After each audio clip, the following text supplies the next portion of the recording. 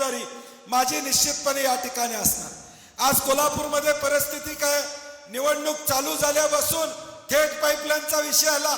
मी एक प्रेझेंटेशन केलं, 407 कोटी लिटर पाणी 2 वर्षात कोल्हापूर शहरामध्ये आलेलं आहे। ज्या मिरजकर तिकटीमध्ये चंद्रकांत दादा आणि अतिविद्वान आमचे खासदार, राज्यसभेत विद्वान जातात असं म्हणलं जातंय, आता यांच्याकडे बघितलं वाटत नाही तसं काय, म्हणजे अतिविद्वान खासदार त्यांनी वक्तव्य केलं आणि आम्ही त्यांना सांगितलं की मिरजकर तिकटीला सुद्धा भाषणाला आलात, ते थेट पाईपलाईनचं पाणी पिऊनच तुम्ही आला होता, हे त्यांना त्या ठिकाणी आम्ही सांगितलं।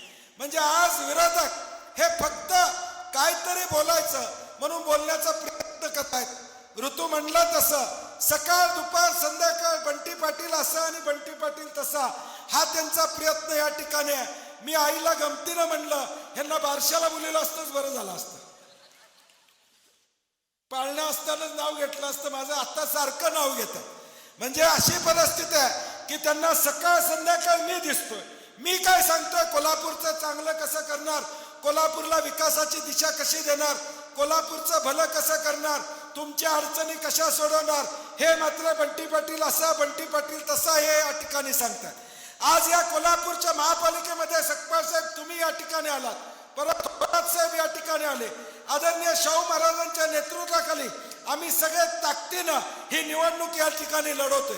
महायुतीमध्ये आज 2 मंत्री एका बाजूला आहेत, 10 आमदार त्यांच्या एका बाजूला आहेत, ते कमी पडले का काय म्हणून उपमुख्यमंत्री आले, आज मुख्यमंत्री आले, म्हणजे आज एवढी धास्ती कोल्हापूरकरांची त्यांना आहे की त्यांना या ठिकाणी यावं लागतं।